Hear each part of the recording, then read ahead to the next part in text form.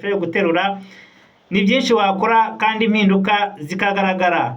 Rero aka kanya tugiye kubabwira iki kiganiro nongeye kubasaba abakunzi bacu mudutera inkunga. Icyo tubasaba mukande like, mudukandire subscribe, mukande share ndetse n'izindi nkunga zose mwadutera mwaba mugize neza. Hari abavuga batari ko mwebwe kuki musabiriza. Ntabwo dusabiriza kuko na n'uyu munsi kuva u Rwanda batubeshya ko bazanye impinduka, kariya kandoyi bakavuga ko bagakuyeho, na n'uyu munsi baracyasaba impinduka. Uzarebe baratakamba, ntago wajya guhemba abakozi batagiye gusaba inkunga za Amerika hirya no hino n'ibindi bihugu, ndetse bafite n'abafatanyabikorwa babo, kandi abo mvuga ni igihugu, abo mvuga ni ka gatsiko, kandi ibyo basaba nta nubwo tunabibona, bijya mu mifuka yabo. Rero iyo umuntu yihandagara kuvuga ngo ngiye ndiho ndasabiriza, ntago nsabiriza, ahubwo b'Abanyarwanda b'umutima, babandi turi kumwe batavuga ngo batari intore, abo rwose Linda nagushuhuje aho uri hose, Imana iguhe umugisha.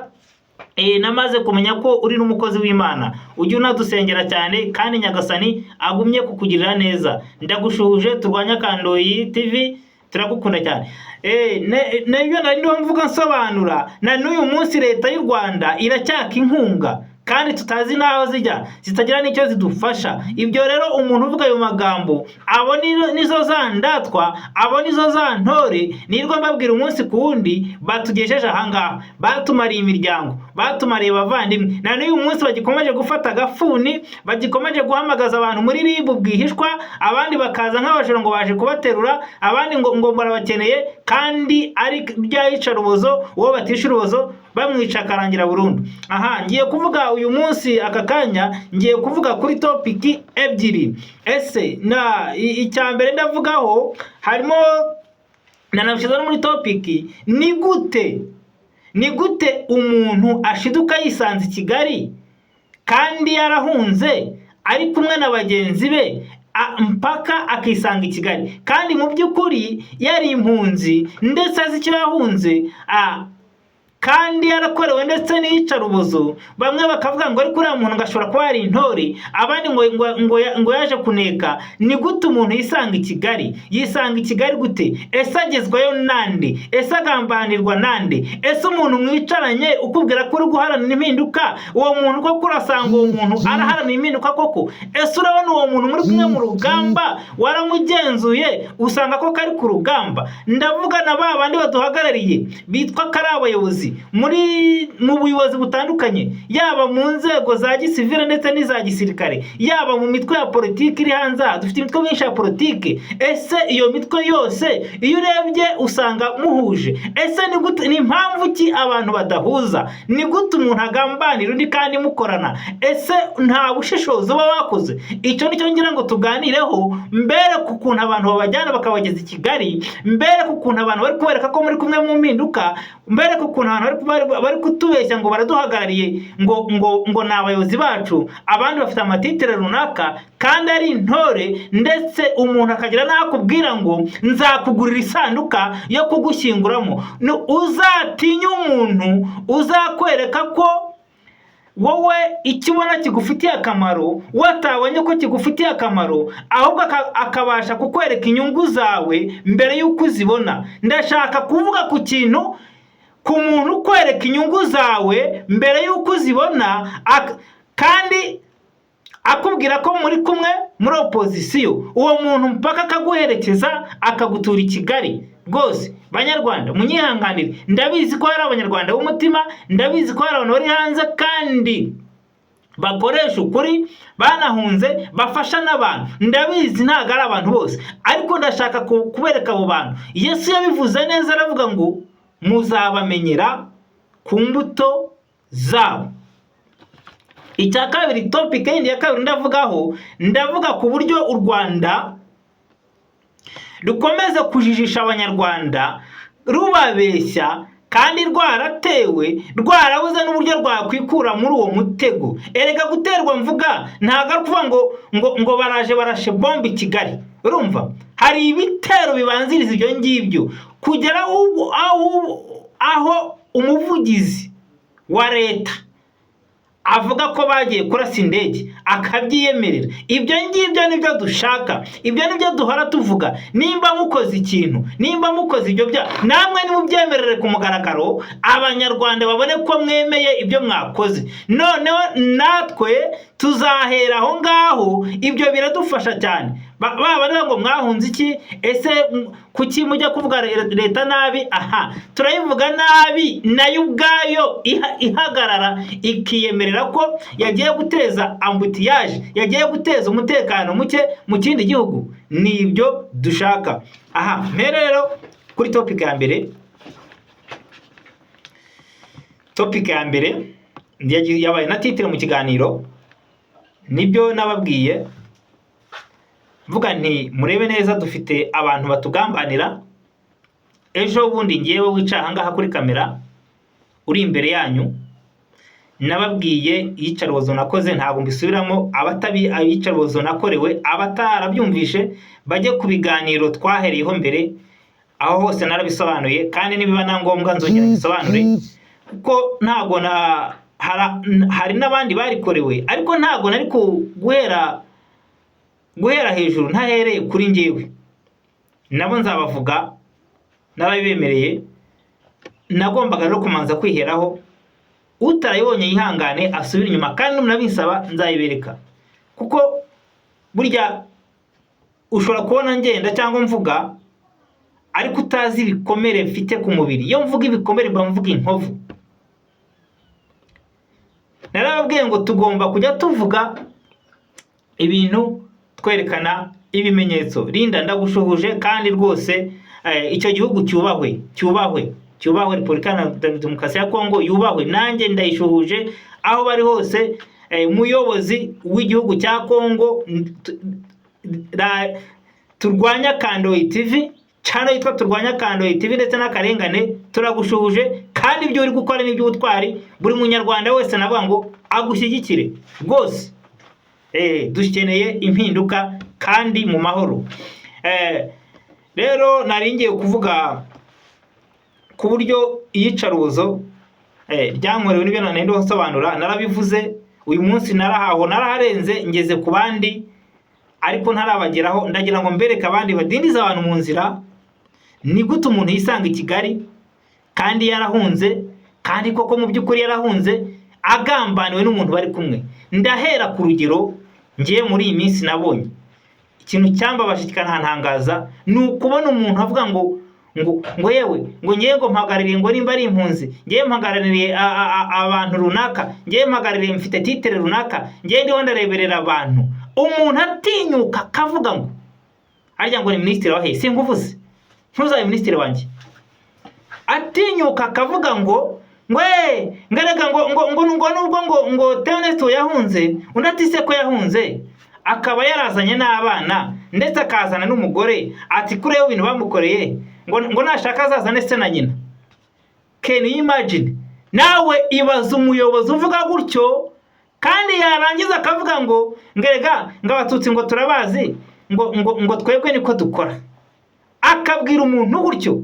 Urumva? Ntabwo nge ngira amoko, ntabwo ndeba umututsi, ntabwo ndeba umuhutu, sindeba umutwa, ariko ndagira ngo mubwire ngo nimba uri umuyobozi ukigendera mu iturufu y'amoko, ukaba uzafasha kubera ubwoko, na warangiza ukabwira umuntu ngo cyakora ngo nzakugura serekeye yo kugushyinguramo, uriho urajya ahantu habi rwose. Nkubwire wa muyobozi we, nkubwire wa mubyeyi we, ntabwo ndakuvuga amazina, ariko nzanagushyira hanze. Urumva?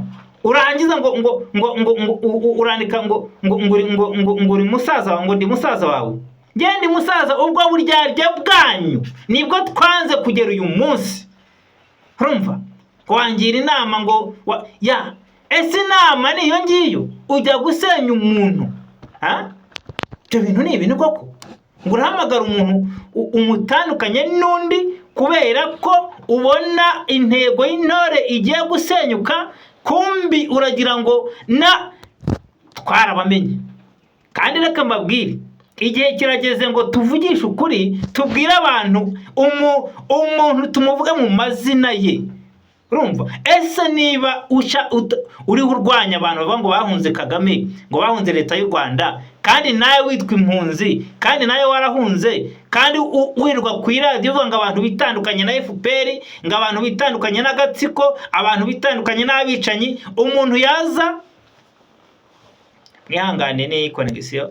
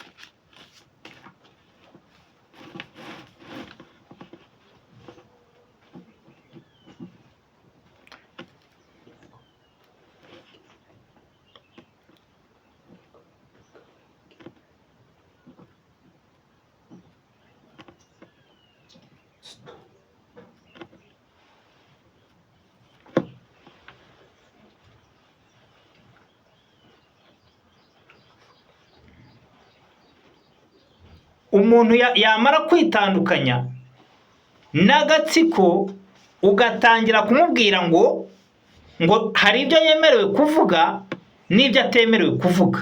Reka mbabwire banyarwanda, twaba turi kujya he? Koko nimba warabaye uri umuntu uri impunzi, ukaba utari umwe muri ba bantu bageze abantu i Kigali, ukaba utari kugambanira bagenzi bawe muri gukorana, warangiza abantu bajya kwishyira hamwe, wowe ugaharanira ko bagomba gutandukanya, ugatangira kwereka umwe ko ari umugambanyi wundi. Ngewe ntaho nzi, wa mubyeyi we ntaho nzi, usibye ko ndagira nkubwire, narabwiye ngo niyemeje kuvugisha ukuri uko ariko kose, uwishe umuntu wese nzamuvuga. Ibyanyu ndabizi rwose, murabizi ko mbizi, nzabivuga. Ugatangira gutandukanya umuntu n'undi, ukangara ngo umuntu ngo ni intore ngo yaje kukwica, ngo numwicanye turamuzi. Niko ye, n'amajwi yawe ndayashyira ku karubanda, n'amajwi yawe n'amafoto ndabishyira ku karubanda. Wowe ntabwo dukeneye abantu badutagangaza, ntabwo dukeneye abantu dutsinza mu rugamba. N'ubundi aho wicaye rwose urabizi ko ibyawe ari ukumarisha abanyarwanda no gushimutisha abantu, kandi ukihisha mu bantu, warangiza n'uyu munsi ngo ukaba ufite amatitire. Hari ibyo rero tuvuga mukagira ngo nta muntu tuzibasira, ariko umuntu wese uzarwanya abantu kandi akabarwanya muri ya mayeri yanyu tuzi, ya mayeri yanyu nabwiye ko nyazi, tumaranye imyaka 14 ndabazi. Rero witonde kugera ubwo wowe uza kuza kumbwira ngo ntabwo ariko umuntu avuga ibintu byose. Ntibiki nzahisha? Ntabwo nzahishira kabi nk'ukarya, ibyo rwose unabimenye. Ntabwo nzahishira kabi nk'umuntu karya. Wowe uri mu kazi kawe, urabona abantu bariho barahunga, abantu bariho baritandukanya n'ikibi. Nyuma yanjye hamaze kuza abantu benshi, na mbere yanjye haje abantu benshi. None se nimba udashaka abantu bitandukanya na FPR, waba uri kurwanira iki? Nimba udashaka ko twitandukanya na FPR, buri muntu wese ngo ni inkotanyi, ese wowe uri iki? Abo umaze kugeza i Kigali ntubazi? kugera ubwo wowe ujya ahubwo upanga umupangu urirwa ujya kuzanisha imodoka, uyihamagaza abantu ngo muri he, ngo se ngahantu muri mufite umutekano, ngo mbwira ahantu muri, ngo ahantu bakurikirana, kandi ari wowe uri kohereza izo vigo. Igihe kirageze ngo tugushyire ku mugaragaro, izo vigo twamaze kumenya ko ari uzohereza, warangiza ugashaka gutandukanya abantu, urahamagara umuntu umwe mugenzi wanjye, nanjye ukaza ku ruhande ukandika message ku ruhande rwanjye, ukanyereka ko ndi musaza wawe, kumbura inkotanyi, ukaza kubeshya abantu, ukaza kugira ngo twebwe ugumye kudeheza mu kigare, udindiza urugamba. Ndagira ngo mbabwire, yewe muyobozi ufite uwo muntu, ejo bundi witonde batazaguha ayo mazi yabo. Turabazi. Ubwo rero kujijisha bayobozi, ndagushuhuje nyakubahwa perezida wa guverinoma ikorera mu buhungiro, ndagushuhuje. Turwanya Kandoyi TV iragushuhuje, kandi turakwifuriza ko urugamba uriho wazarusoza amahoro, ndetse abanyarwanda umusanzu wabemereye ukazahagarira imbere yabo tubyina intsinzi. Ariko nyagasana kubungabungira umutekano rwose protokoli yawe yite ku mutekano wawe by'umwihariko. Ndabivuze kuri Turwanya Kandoyi TV, protokoli yawe nyakubahwa perezida yite ku mutekano wawe by'umwihariko. Abanyarwanda dukenewe impinduka, abanyarwanda dukeneye ubuyobozi butarimo Kandoyi. Ngewe ubwanjye nanabitangaje ndavuga ngo byaba byiza tutongeye kuyoborwa n'umusirikare. Nge narabivuze kuko hari impamvu nabivuze, nuzayimbaza nzayisobanura. Bazabaha amaranka, babaha amafaranga, ariko murinde ubusugire bw'igihugu, ariko ntimuzivange muri politike. Twe ntabwo turi abanyepolitike, ntabwo ndi umunyepolitike, ariko icyo ni igitekerezo ntanzi nk'umuturage muyobora. Kuko biratangaje, biranababaje kubona umuntu witwa ngo areberera abandi, ari we muntu uri kubatandukanya, ari we muntu uriho abasopanya, ari we muntu uriho yohereza vigo, kandi mu mayeri akomeye, muri ya mayeri yabo nababwiye ngo bafite amayeri menshi, wakaza kerekana ko turi kumwe kandi tutari kumwe. Murebe neza, ntago abantu bose ari babi, ariko abantu ni gute umuntu yisanga i Kigali, ni gute mukora inama ikarara i Kigali? Mwebwe murebye mubona biterwa n'iki? Ni gute mupanga umupangu Kigali karari umenye? Ni gute umuntu yitandukanya n'ikibi, abantu bakaza gutangira kumubwira ngo ibi bivuge, ibi ntuzabivuge? Rwose turakwinginze, kuko hari abantu bashyira mu kaga, abakina bashyira mu kaga.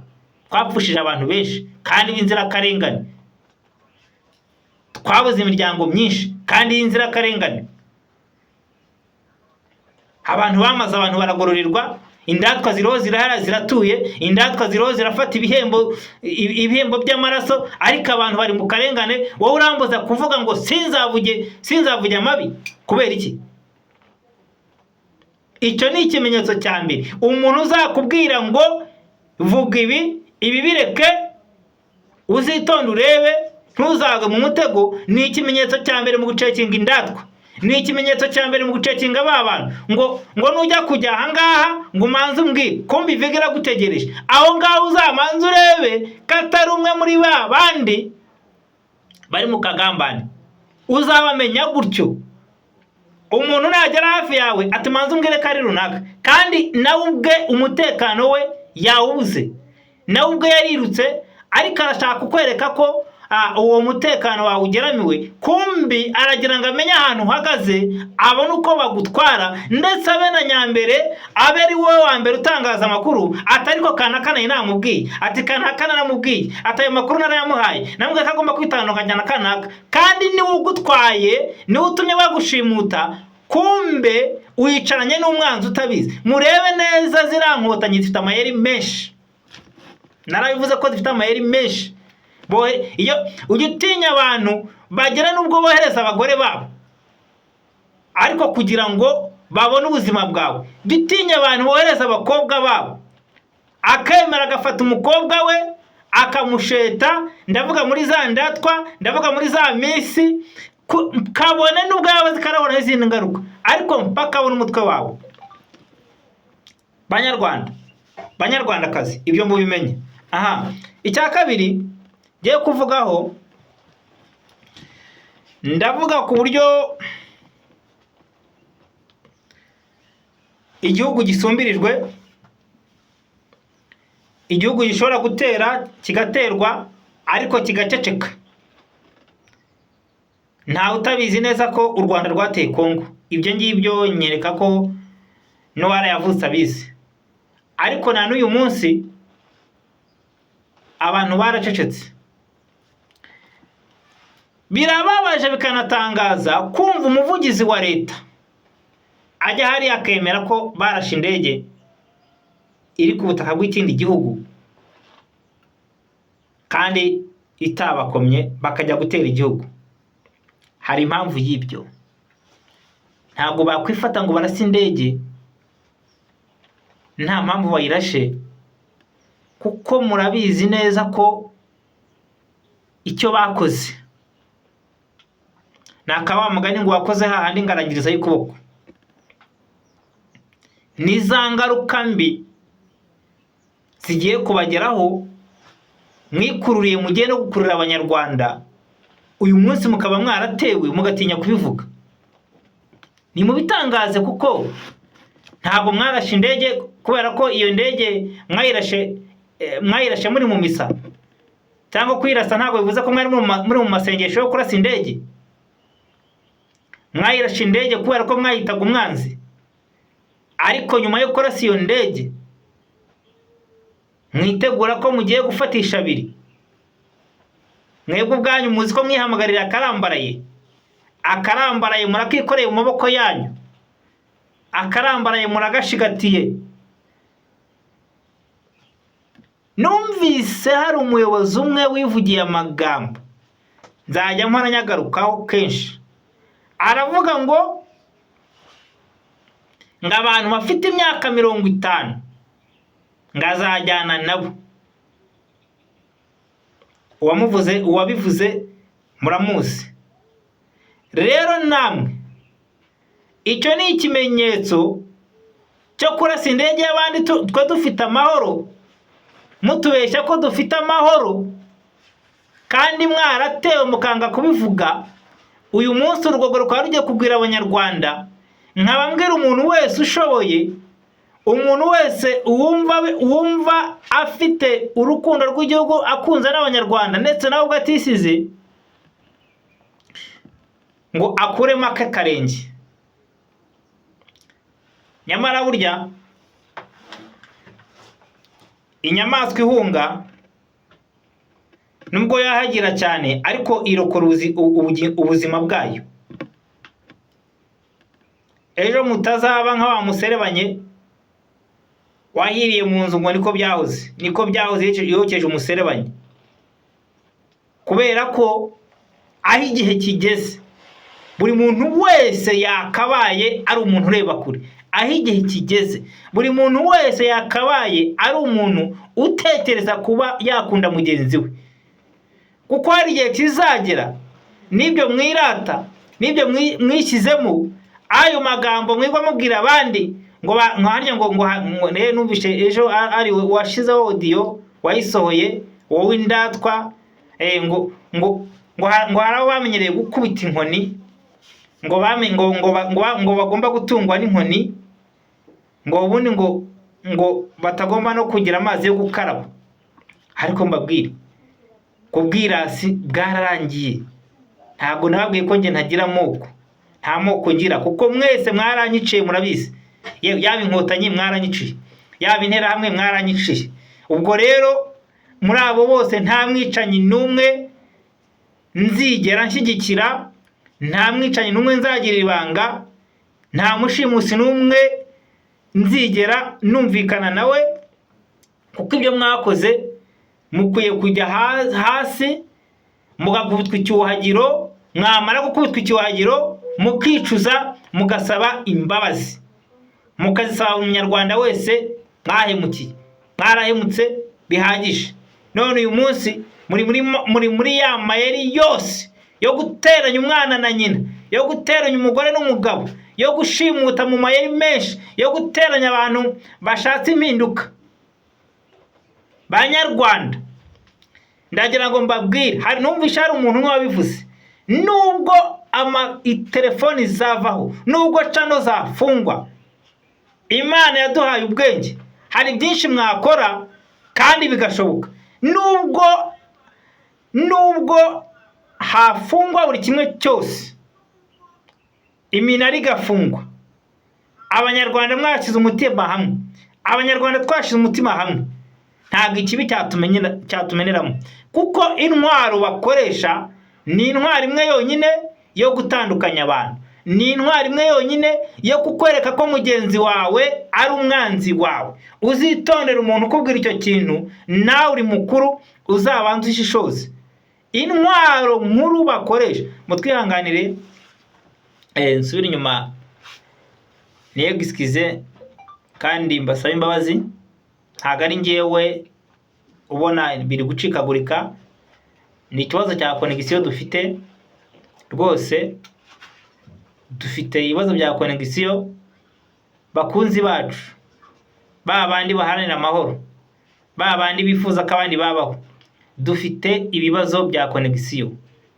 Rwose nababwira ni kubera ibyo bibazo, namwe mutanga inkunga yanyu tubashe gukemura ibibazo bya connection, kuko inkunga yanyu irakenewe. Kandi tudafite connection, ntago amakuru dushaka kubagezaho, ngewe by'umwihariko amakuru nkeneye kubagezaho kuri Turwanya Kandoyi TV ndetse n'akarengane, ntago yabageraho ntafite connection. Kandi igihe cyo kuyabagezaho nababwira ngo ni gito. Byaba byiza rero muteye iyi channel inkunga, ibyo mukeneye byose bikabageraho vuba, kuko uyu munsi ndahari ariko ejo nzaba ndahandi. Ntago tuzahora tuvuga, kuko igihe kigero no kugera kuvuga tubihagarike. Dukore n'ibintu n'indi mirimo ivuga, birashoboka cyane. Hari indi mirimo ivuga dushobora kuzakora tukajyamo kandi ifitiye Abanyarwanda akamaro, tutagiye kuri channel gutya. Izi channel kwari kugira ngo tubanze tubaha amakuru, ndetse n'umuntu wese ukiri mu kigare, n'umuntu wese utaritandukanya n'ikibi, n'umuntu wese utaramenya aho u Rwanda rugeze, n'umuntu wese utaramenya abicanyi, nawe abone ukuntu Abanyarwanda batagangaye. Rero kuba ndi kubabwira ngo mudufashe tubone network, mudufashe mudutere inkunga, muri kubinkorera, ariko namwe muzabikora mwikorera. Nkeka ko bizabagirira akamaro, nkeka ko hari byinshi muntegerejeho nk'umuhungu wanyu, kubera ko nanjye njya mvuga ngo abantu baricwa, ariko se bicwa bande? Ese ababishura bazi? Nubwo nirwo mvuga abandi, nkavuga n'abicanyi nkabavuga hariya, ariko nanjye kugera uyu munsi ntago ndamenya aho abanjye babashyinguye. Ababishe baragororewe, abandi bahabwa intebe, indatwa zijya guturwa ku matara. Nanjye ubwanjye sindamenya aho abisha abanjye babahambye. Abanyiciye izo ndatwa zaragororewe. Rero nari nsubi inyuma gato mvuga ngo mudutere inkunga, ubwo abumva bumvise. Kandi ibibazo bya network dufite, ntekereza ko nta muntu wabitugayira cyangwa budusekere, kuko ndabizi ko Abanyarwanda bagira umutima w'urukundo. Waduseka we ubwo byaba afite impamvu aduseka, ariko nkeka waduseka hari icyo nibura wakoze. Hari ibitekerezo mwanditse, ntabwo ngewe ndi ubashe kubisoma, nabibonye kubera ko network mfite ntabwo iri kubinyemerera kubisoma. Ndi gukora ndi live, ariko ibitekerezo byanyu byiza nimubona ntabisomye mwihangane, nibwo buryo nabonye ko bitari bunkundire, kuko nakomeje ikiganiro nkinyuza ahantu habiri hatandukanye. Mushobora kuza kucyumva igice cyangwa se nimucyumve neza, ubwo muri comment muri bumbwire, ubwo murambwira icyo tugomba gukosora. Ndabashimiye rero kubera ikibazo cya network, ikiganiro nkigize kigufi, bitumye ntasobanura cyane kuri uku kujijisha abanyarwanda, kandi baratewe network zanze. Ngewe aho ndi zanze pe, ndeho nayibona ko byanze, niyo mpamvu nkigize kigufiya. Nibinkundira nkabona network, mbasezeranyije ko saa 2:30 ndi bubahe iki kiganiro neza, cyangwa se ndagikora mu buryo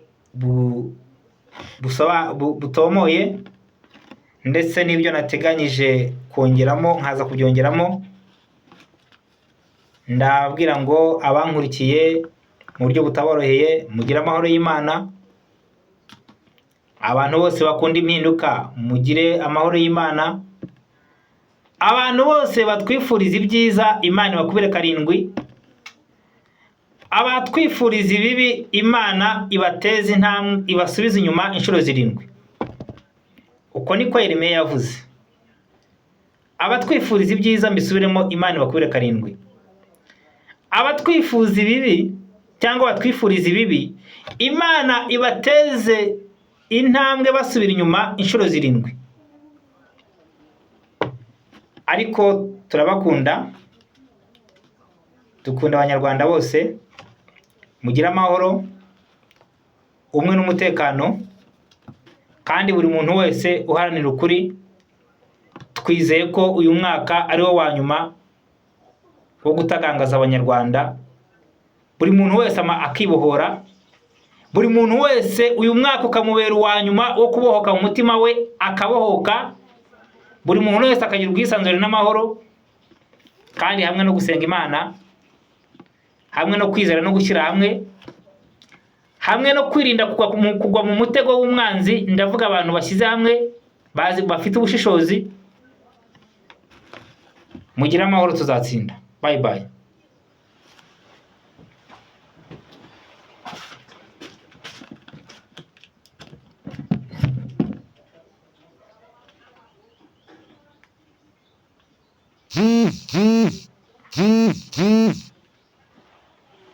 Asoje iki ngiki ngewe hano byaringe kuri machine, sibyo kuri cabo yiwe, ariko bize iki gisohotse neza kurenza ibindi. Ikihe? Iki gisohotse kuri kamera, nta cya uploading kuri machine, nicyo gisohotse nta kibazo gifite. Ariko ntabwo twatangiranye. Twatangiranye byose twatangiranye. Niyo mpamvu nyamubwira ngo copy igomba kubaho. Uploading se byabazo bya telefone. None se ubu ngubu ahangaha ndacyaploadinga gute? Kureba hano ahangaha iyo byagenze gutya cyaploadinga, uza hano uza hano ukacyemeza muri studio. Hano aha nta handi, aha wabibonye. Ubu cyamaze kujyaho kirebwe abantu 42. Mbo ubundi ndebwa n'ahantu nka magana angahe? Abantu 42. Noneho kimaze kurebwa, uwihanganye yarebye iminota 14. Niyo cyagenze ubundi. None ubu hano muri studio urabona ko bacyakiriye, n'ifoto yawe irafashwe. Ubu gisigaye no kwigira gute kucyemeza. Muri cya uploading icyo kiganiro kigende. CD card ikurira amahese. Ntabwo ikuramo, fata umugozi ukawucomekaho, warangiza ugahita ushyira kuri machine ukakivana kuri neza ko twagiye kuri mashini imigozi mukoresha ni iyihe muri salo ziriya kaga karo kare urugufuri nguru reba aka kagufuri